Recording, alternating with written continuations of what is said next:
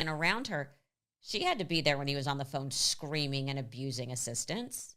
And even this season on Vanderpump Rules, when it's brought up, people have that reaction of like, it's convenient to talk. Well, I mean, there even was that scene where that one guy was talking and he gave that example of like he needed his Adderall in the elevator and Randall was like going off on him and Lala was standing there. So yeah, I'm imagining that he didn't just do this all in a vacuum. So let's move to Vanderpump Rules finale. Oh, do bring us up to speed because, oh my, is there a lot to discuss? I mean, listen, Lisa Vanderpump, Bravo, everyone involved. I mean, almost 2 million people watch this. Like that is just, those numbers are crazy for Bravo these days. I mean, look, I don't think we really found out anything, but, you know, it was filmed after they picked cameras back up. Like, how many times in, like, Bravo history have they, like, I mean, hardly ever. They stopped filming, and at least they were smart enough to say this can't wait till next season, and they picked cameras back up. But it's just, you know, there is that one scene where Tom is crying in Lisa Vanderpump's house where he's, you know, just, there's so much cringy about it. There's so much cringy about it. But the fact that, I mean, him and Raquel have broken up in real life. I mean, which I went to see Tom Sandoval, one of the most extras in New York City, like a few weeks ago. Oh, wait, stop. What do you mean you went to go see him?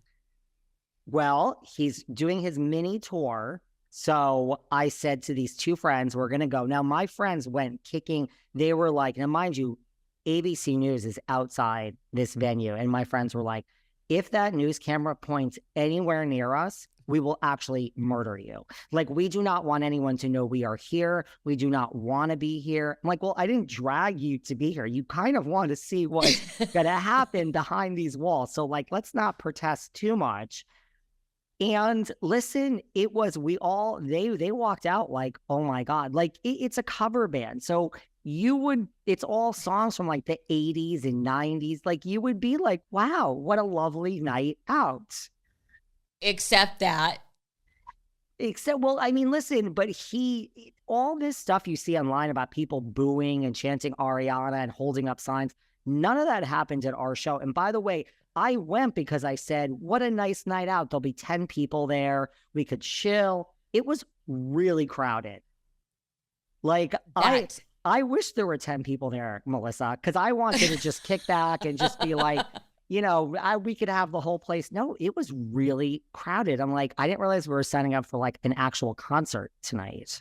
One thing you did tell me was the fact that this may have saved Vanderpump Rules because the ratings were very low.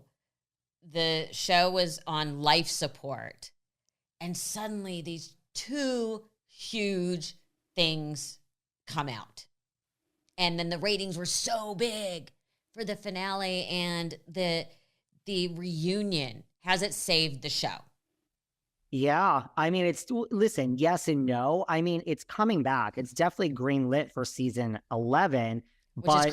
Which is crazy. But, you know, Ariana first of all, I am blown away by Ariana's recent press tour. Like, she's on The View in the middle seat, and the whole background says Ariana Maddox, and it's Vanderpump colors. And she's really well-spoken during all of these. I actually think she's going to leave the show. That's my prediction.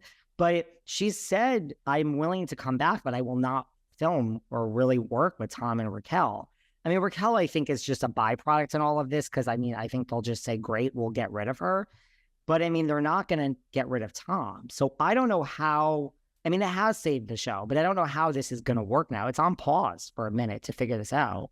And she's going to be on Dancing with the Stars. She's going to be on Dancing with the Stars, which, let me tell you something. I said it on my podcast first. I said it, I think, the last time I was here with you.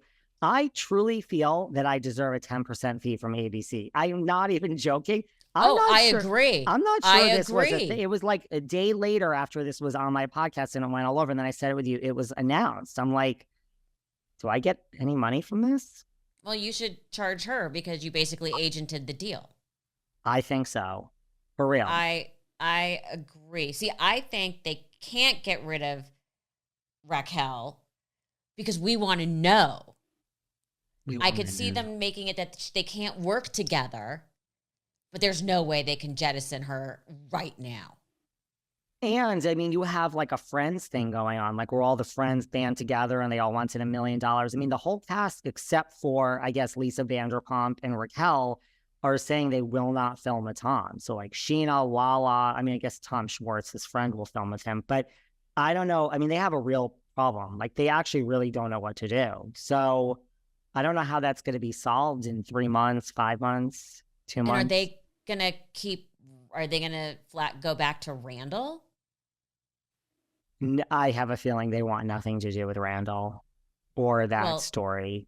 As a producer, that there is so much gold there that I'm jealous. Like the show writes itself. It always has. Like what I said in the documentary, I stand behind. Like it really was the best show on Bravo it's like it writes itself. Like you couldn't make this up if you tried. Like the show is on life support. They had 2 horrible seasons and then this happens. And like A-list, like they're asking Jennifer Lopez on The View when she was on what she thinks about Scandoval. And she had an answer. Which is hilarious. But crazy. Another show that's doing something slightly different, which is Housewives. And they're doing this. They've rebranded Girls Trip to Legacy. Do we think they're fooling anyone? It's the same idea as Girls Trip, but it's just bringing back cast members. I think people are more excited to see that from the old OGs. I mean, the OGs basically of New York than they are this New York reboot with all new people. Okay, talk to me about Jenna Lyons. So for people who don't know who Jenna Lyons is, she's a designer who brought back J. Crew from the dead. She changed their whole image. She changed their whole aesthetic, yet still staying in the same lane. She's gay. And I have my theory why Jenna Lyons would join the show. I want to hear yours. Do you know her, like from your fashion police, fashion New York days now? I don't know her, but you're in New York and you said like the fashion world is buzzing that she's doing this. Every fashion person I had on my podcast after she was announced, I would ask, and they were like, wait, what? Like, they didn't really know because it was just announced. And I'm like, no, and they were like, that's so weird. Or like, or the consensus I got from all these people that knew her were like, she's not like down in the mud like that. Like she's serious. So I'm like, listen, that's not really a great recipe for what we want in our housewife, that everyone's so shocked and they don't see her like going to the mat, right? I'm sure that makes her a smarter businesswoman than lots of the housewives, but is that what people want in their housewives? I wonder why they chose her. I think it's a very interesting choice. I think it's going to be however open she chooses to be, it's going to have a ripple effect in the fashion industry.